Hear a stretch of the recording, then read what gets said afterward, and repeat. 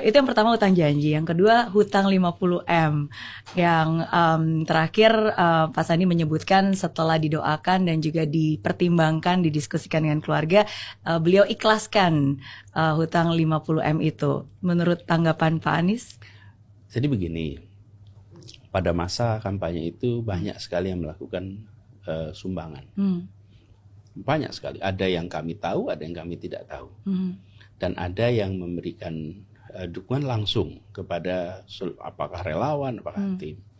Nah, kemudian ada pinjaman, sebenarnya bukan pinjaman, dukungan yang pemberi dukungan ini meminta dicatat sebagai hutang.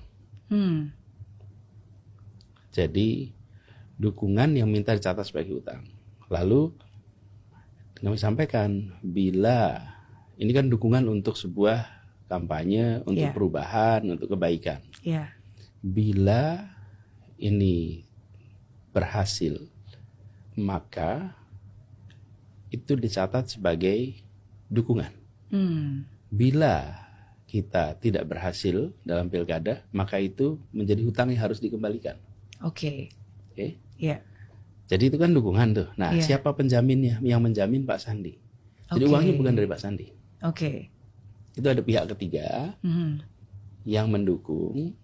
Kemudian saya menyatakan, saya ada suratnya, surat pernyataan hutang. Saya yang tanda tangan. Dan di dalam surat itu disampaikan, apabila pilkada kalah, maka saya berjanji, saya dan Pak Sandiaga Uno berjanji mengembalikan. Dan saya dan Pak Sandi, yang tanda tangan saya, apabila kami menang pilkada, maka ini dinyatakan sebagai bukan hutang dan tidak perlu, jadi selesai lah. Gitu, itu bentuk dukungan ya, dan sudah selesai, betul. Jadi itulah yang terjadi. Makanya begitu pilkada selesai, menang selesai.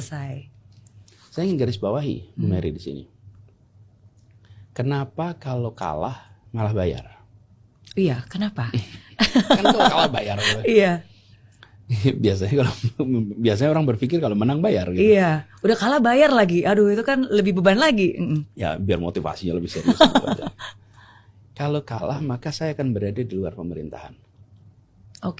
Maka di situ saya cari uang untuk mengembalikan.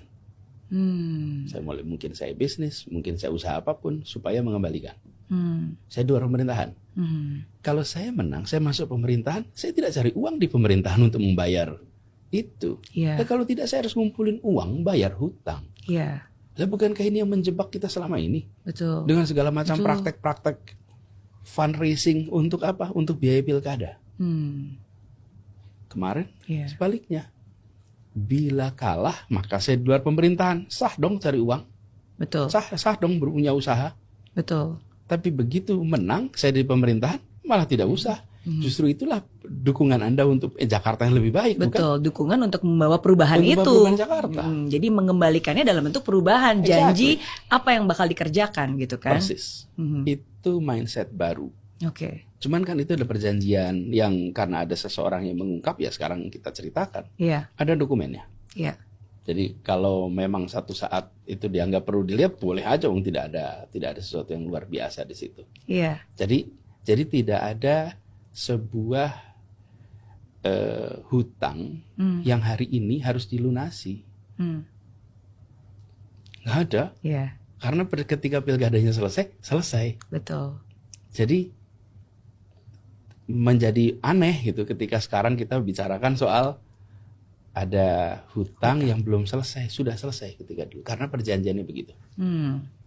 Terima kasih sudah memberikan informasi. Dan ini Bu Mary, saya berharap mudah-mudahan pola seperti ini itu bisa menjadi bahan referensi untuk dipikirkan.